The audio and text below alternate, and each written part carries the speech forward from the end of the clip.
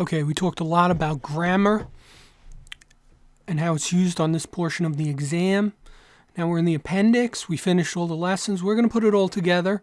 I'm going to go do a brief review, and then we're going to go into the final guided practice exercise of this domain.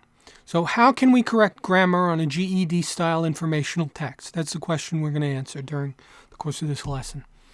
All right, first off, some low-hanging fruit. That's the easy stuff. It's easy to reach. That's where the expression comes from. The low-hanging fruit you can grab very easily, okay? GED passages will often not have many obvious spelling errors. A lot of students are disappointed when they hear this.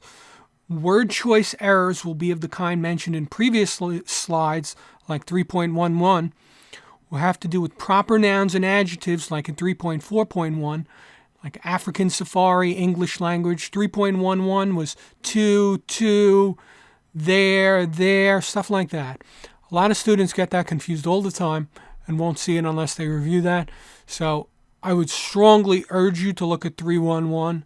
Okay, I have a list of at least 3 or 4 slides of these kinds of words. You really need to know them.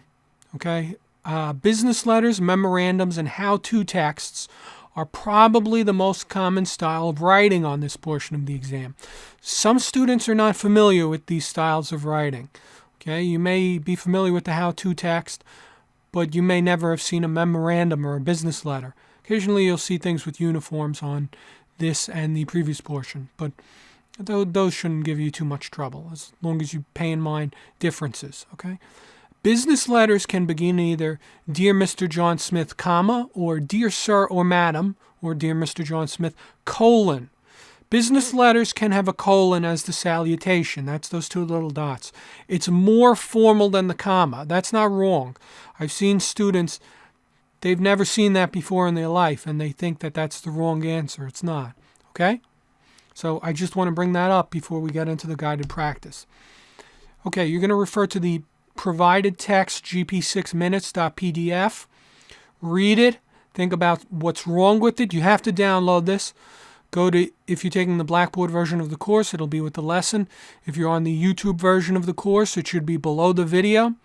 Have it open while we do the questions. This is a guided practice. If you don't have anything open, I'm not guiding you through anything. I'm just talking, okay? And that doesn't do either of us any good. So you have to make sure this lesson is in front of you, okay? I'll give you a moment to get that right now. Remember, you could pause this at any time by tapping your phone or mobile device or pressing the spacebar key on your keyboard, okay? All right, I'm back. Okay, so we're going into meeting minutes. This is a common type of informational text that shows up on the GED exam. Informational texts that also show up are things like how-to, self-help, uniform and other regulations, business letters, memorandums, and minutes.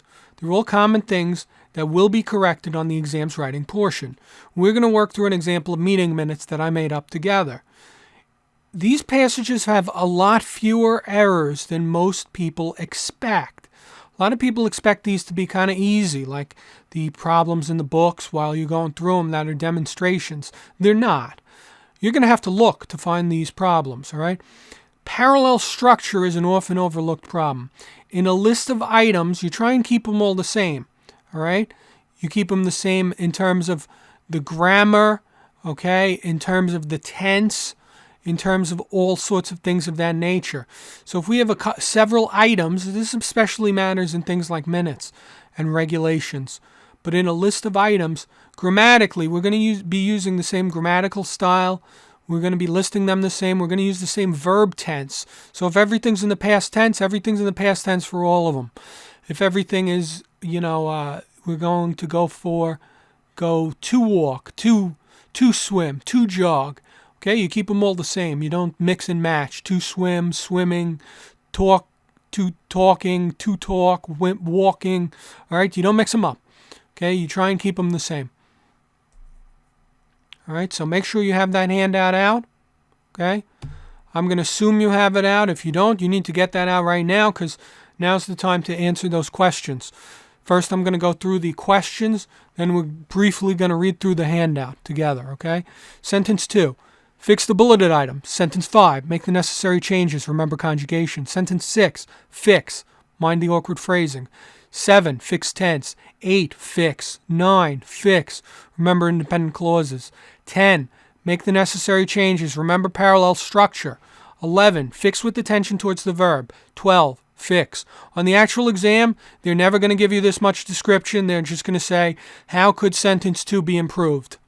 And they'll give you a list of choices. They're not going to say, remember conjugation. No, they're not going to be that nice. I'm just doing that for the guided practice, all right? All right. So let's read it over together. You have it out. Union Meeting Committee, minutes of meeting held October 30th, 2019. In attendance, Marisol Garcia, Union President, Jack Slamback, Shop Steward, Reed Johnson, Secretary, Brittany Volkoff, Erwin R. Shyster, absent, Jake Roberts. Employee Lounge. Brittany reported an increase in complaints about the employee lounge. The complaints include insufficient hygiene products in the women's restroom, too few tables, dirty refrigerator, broken toilet, the coffee machine that is broken.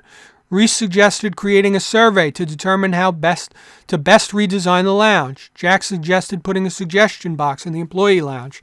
The committee agreed that a survey would be more reasonable in getting more input from employees. Erwin volunteered to create the survey that he will bring a draft to the next meeting. Reese volunteers to research the cost of a new coffee machine and refrigerator. The need for better cell phone service was another complaint about the lounge that was discussed.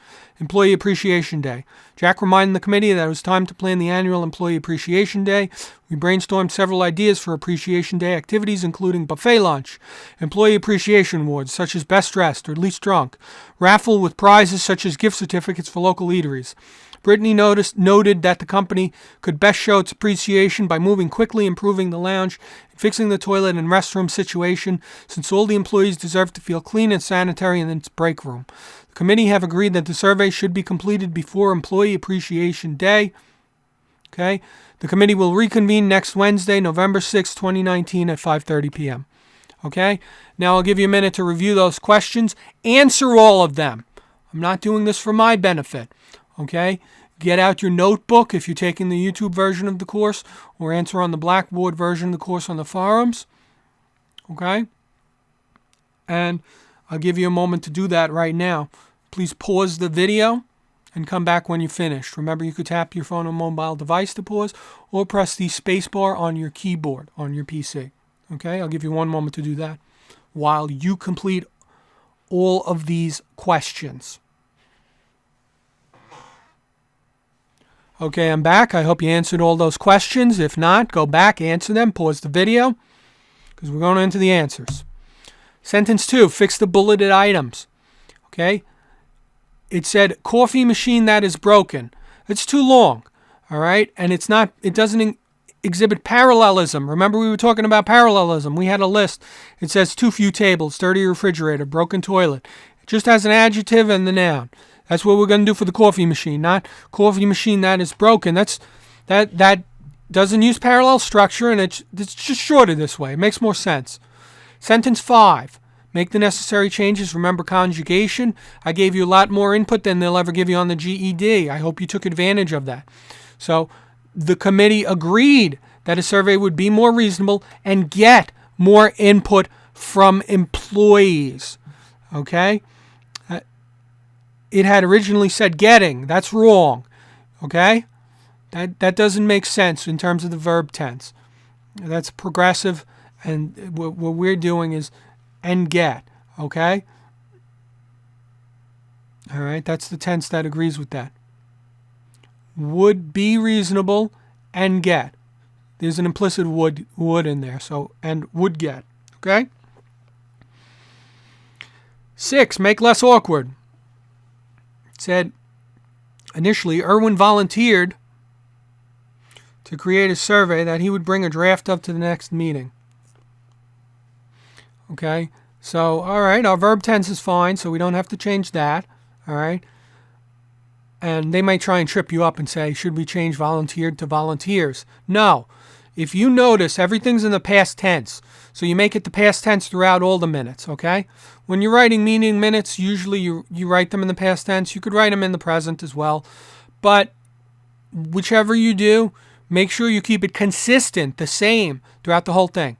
So I changed it from Erwin volunteered to create the survey that he will bring a draft of to the next meeting, which is awkward. It's too long. Erwin volunteered to create the survey and will bring a draft to the next meeting. So I changed that a bit and got rid of that he will bring a draft of to the next meeting. There's too many words. I got rid of the that and of. You don't need them. Sentence 7, fix the tense. Sentence 7 originally read, Reese volunteers to research the cost of a new coffee machine and refrigerator. Okay. Reese volunteered. Okay, this is tense. Remember we said past tense. Okay, that's why I highlighted the last sentence, so you'd be mindful. Reese volunteered to research the cost of a new coffee machine and refrigerator. Okay, past tense. Sentence 8, best way to fix. Okay, that sentence read, the need for better cell phone service was another complaint about the lounge that was discussed. Make it a bullet point. It said up top the complaints included. Why isn't that up in the bullet points? Put that up in the bullet points. Make it need for better cell phone service.